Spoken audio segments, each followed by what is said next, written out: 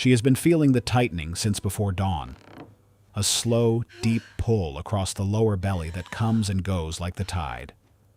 She knows what it means. Every woman in the village knows what it means. The waiting is over.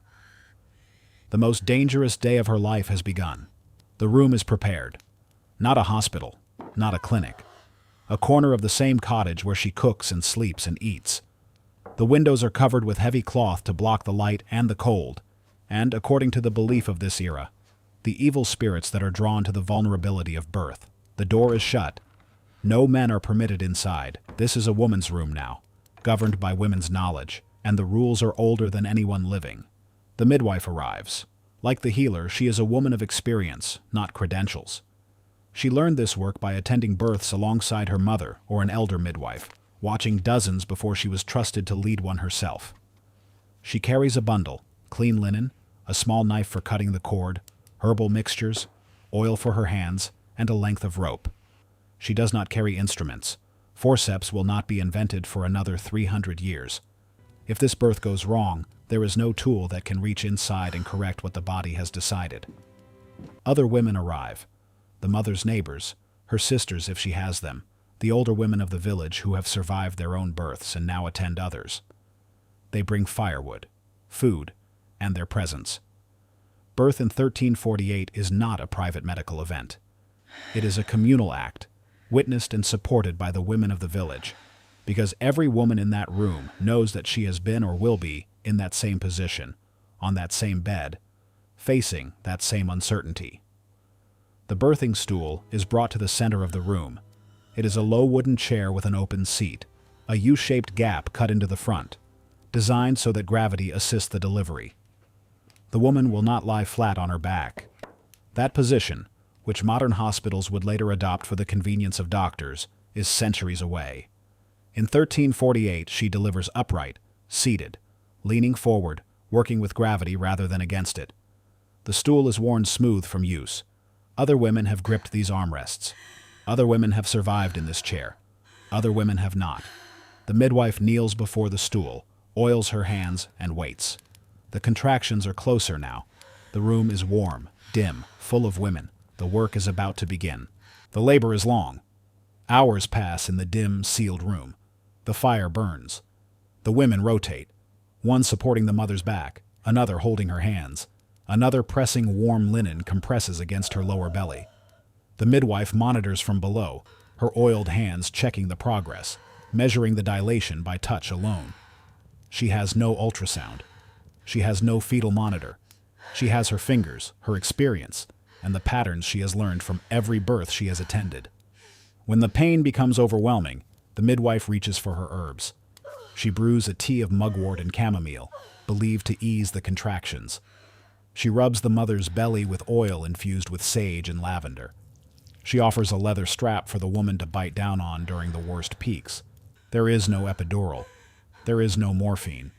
There is a strap of leather between the teeth and the grip of another woman's hands, and the low, steady voice of the midwife saying the words that midwives have said for centuries.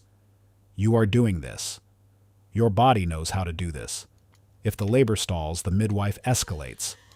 She has the woman walk, supported between two others, circling the small room to encourage the descent. She massages the belly with firm downward strokes.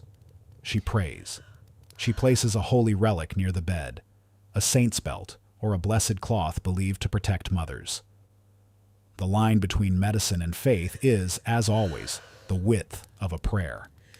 The most dangerous moment is the delivery itself. The midwife guides the emergence with her hands, supporting, turning, easing the passage with oil and patience.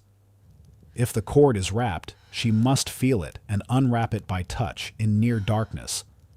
If the positioning is wrong, breech or transverse, her options are limited to manipulation by hand. There are no surgical alternatives. A birth that a modern operating room would resolve in minutes could, in this room, become a death sentence for the mother, or for what she carries, or for both. But most births are not emergencies. Most births, even in 1348, proceed the way nature designed them to proceed. The body contracts. The midwife guides. The women hold. And after hours of work that no man in the village will ever fully understand, a new sound enters the room. The cry. The room exhales. The cry fills the space and the women react. Relief visible on every face, hands relaxing, breath releasing. The midwife works quickly now. She ties the cord in 2 places with linen thread and cuts between them with a small knife. She clears the airway. She wraps the newborn in clean linen and places it on the mother's chest. Skin against skin. Warmth against warmth. The oldest medical technology in the world, and modern science would eventually confirm it as one of the most effective. The mother is not finished. The afterbirth must be delivered, and the midwife monitors this with the same patience she applied to the labor. She presses the belly gently, watches for bleeding, checks the mother's color and consciousness. Hemorrhage is the killer. More women die in the minutes after delivery than during it. The midwife knows this. She watches the linen beneath the mother for the spread of red. If the bleeding is manageable, she packs the area with clean cloth and applies pressure. If it is not, she has almost nothing. Ergot, a fungal compound found on rye grain, is sometimes used to contract the uterus and slow bleeding. It works. It is also toxic in the wrong dose. The margin between remedy and poison is, once again, the width of the midwife's judgment. The mortality numbers are devastating by modern standards. 1 in 3 women will face a life-threatening complication during at least one of her pregnancies. Roughly 1 in 50 births ends in the mother's death. Infant mortality approaches 30% in the first year. These are not statistics to the women in this room. They are sisters. They are neighbors. They are the empty chair at the next gathering.